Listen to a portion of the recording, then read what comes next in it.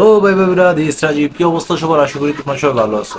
তো আমি আজকে একটু বের হয়েছিলাম রিক্সা করে। তো আমি ঢাকার রাস্তা যেগুলা দেখলাম সেগুলা দেখে আমি পুরোপুরি অবাক।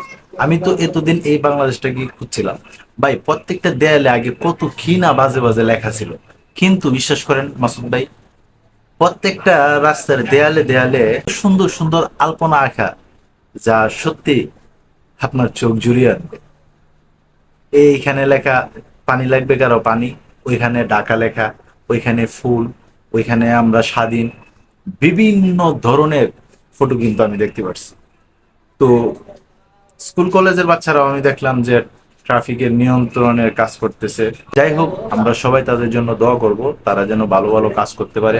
দেখুন, এই দেশটা আমার, এই দেশের মানুষগুলো আমার, আর এই দেশটাকে মেরামত কিন্তু আমাকেই করতে হবে।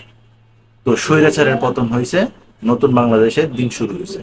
তো আমরা আশাই কিন্তু করতে পারি যে আমাদের নতুন বাংলাদেশে আরো নতুন নতুন অনেক কিছু আমরা দেখতে পাবো।